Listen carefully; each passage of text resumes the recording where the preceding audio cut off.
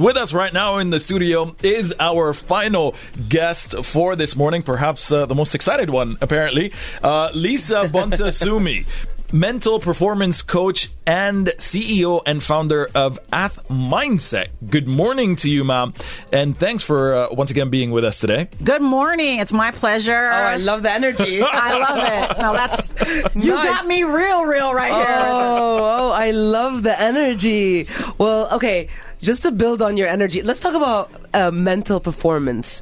What is mental performance to you? What mental performance to me is your ability to access your mind and your brain, your mindset to perform in your life, whatever that might be, school, work, and in your sport.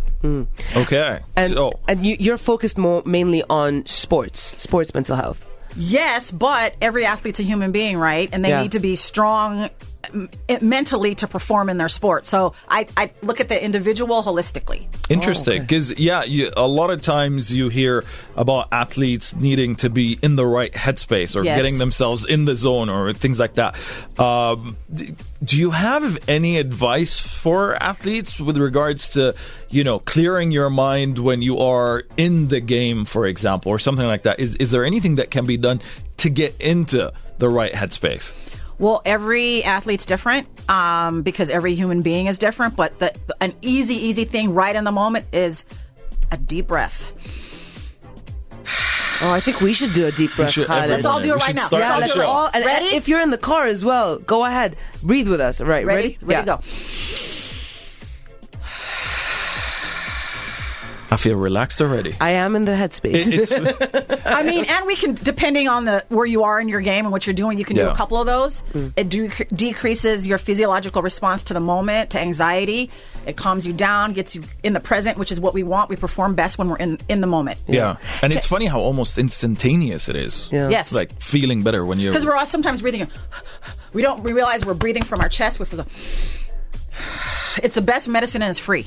I have a question. Is it true that a lot of athletes use for example, their sadness or their anger or their anxiety to perform better? Is that because I'm hearing a lot of people, they actually really use their mental, like where they are mentally, to do better? Not necessarily be in the right headspace, but that might be a little bit of a push for them. But that might be their right headspace, quote unquote, right? You know what I'm saying? Okay. We all enter the zone in different ways. There's so not necessarily the zone has to be a relaxed, clear headspace. Let's not let it be. No, because are you going to go out there and be a beast and fight when you're like chilling like this? You gotta find what your zone is, right? Yeah. We all need a little stress and anxiety to get there. Yeah.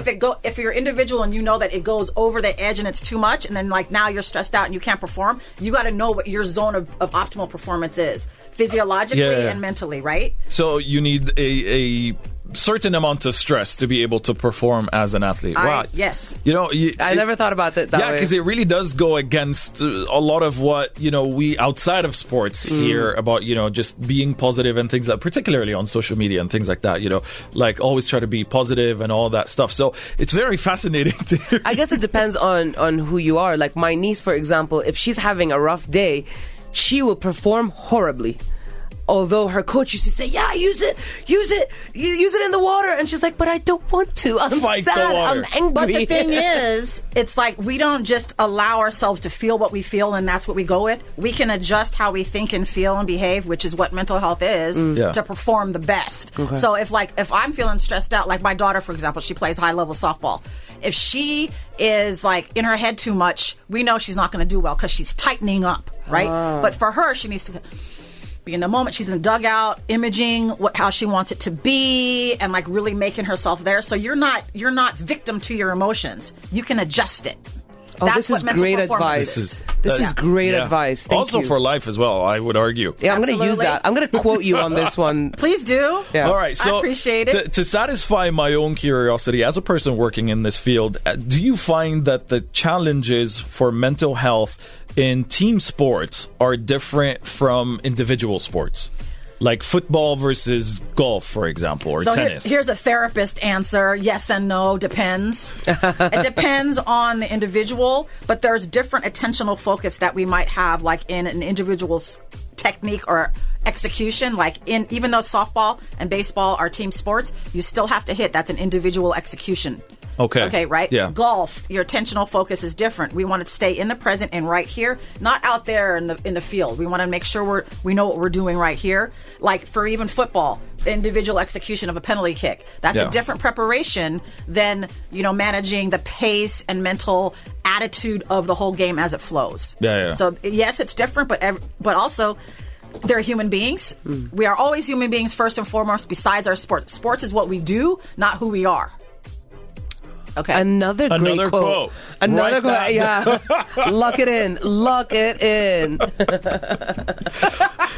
All right. Well, we are going to circle back and bring it back to here in Jordan. You've been here for how many days now?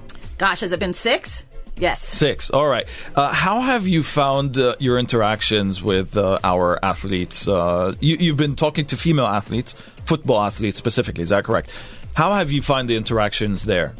It's been amazing. The women, we've been interacting with the U17 Jordanian national team, and then we got to see a match last night with the U20 team. But I think what's been most heartwarming for me is our interaction with the youth, like having workshops where we just kind of are all sitting on the ground together in a circle and being able to like talk with one another, have them ask questions, us talk. Like, I don't feel like I'm here to like bestow like this magical way of being. Like that for me feels arrogant to be like, oh, I'm going to teach you this and this and that. I want to learn you. I want to like experience you. I want to have a relationship. I want to look you in the eye. So I think the questions about like, oh, you're a woman in sports. How did you get there? Or like, what is mental health? Or I feel like this, and for them to say like, what you're saying means something to me, like them coming up to me and saying, I'm so happy that you're here to allow me to express myself is like everything. I can leave now. I can leave now. Wow. That's awesome. Yeah. And I'm glad you've had a positive experience here, and I'm sure our athletes have benefited a lot from your visit as well. Before we let you go, Lisa, just one last question. Do you have any tips or suggestions on how we here in Jordan, within the general sports industry, how we can train leaders, not just athletes? Because I feel like a lot of it is mental groundwork. Yes. I mean, I think in every country, the United States included, there's still a stigma around what mental health is, and the top down is an important conversation. Like there has to be women in leadership positions in talking about it from the top down and letting it be okay, and then it'll filter down to the younger ladies. Okay. But I think that it's important to normalize it, have exchanges like this. With the U.S. Department of Sport Diplomacy, World Learning Together is an amazing opportunity. But I think the conversations where the heart is involved, where you can really know a person, is really important. Yeah. And like having the upper people, have like that contact and let them see it happening. Yeah. Come see what we're doing. Come experience it. Come and like put yourself in the situation. Can you imagine being a 14-year-old girl? And like, well, it's difficult for me, probably. Yeah. But being told, as an ally, I'm sure you are, that being able to feel like, no, you can't do that. Being told by your parents, no, you're not, you shouldn't do that. You cannot do that. But like giving them the option to choose. Yeah. Freedom. That's what we want, freedom. So just a quick shout out to one of our great listeners, Tariq. He thanks you so much for this segment and this interview, and he tells you that he is going to apply what you just said in the next squash game and run that he has, and he thanks you once more. So again, like, our dear listeners are here. I know they're very, very, very excited about this particular thing, because I feel like a lot of times we do not care much about the mental health. We're always trying to build the best athletes. We are trying to look at them physically, but we kind of sometimes ignore the mental aspect, which is one of the most important things, especially in sports. Yes. Well, thank you for that. Shukran. Oh, yes. And like that again makes I can bam, drop the mic, I'm done. Like please that kind of conversation. Please don't drop the mic. Sorry. Those things are expensive. Yes, so my But like that stuff is so important. I think that we have to say mental health is health. Yeah. It's not separate from physical health. It's all connected. Okay. Right? And that making sure that we are having that conversation, you know, and empowering them to know that, like, don't we say 80 to 9% of every sport is mental? Yeah. Don't we say that, right? Isn't that written in all these different places? Yeah. Right? Yeah. We're not spending 80 but we're not, of our budget we're not, on it. yeah. Or in 89% of our time training on the mental skills. Like later this afternoon, I'm going to have the deep privilege to work with the U17 women's national team again about, I got to observe a match of theirs. I noted it up. This is what I saw. Let's discuss it. Let's train. I'm going to have them train on some mental tools and mental skills, because confidence, believe it or not, and motivation are skills. Well, before we let you go, earlier you told me that you actually have a podcast, and I'm looking at it right now. Can you tell us a little bit about the podcast? For anyone that's really interested, they can just basically go ahead to Spotify and all the channels and listen to it. It's called Athlete Mindset. Is that correct? Yes. Okay. It's amazing. I've had this podcast for about a year and a half. There's about 50 episodes on there, and I interview professional athletes, former athletes, coaches, Radio hosts, because you guys are performers too. We are performers, and we need to talk about the mental health here. Yes, and I can juggle. Yes. Can you now? How many? What's your record? Okay, yeah. Bring in the mental game. You can do more. Sure. Yeah, but like, it's conversations with people in the ecosystem of sports talking about mental health from their personal perspective or their take on a certain situation. So amazing. It's fun. Wow. Are you going to take anything from Jordan to your podcast?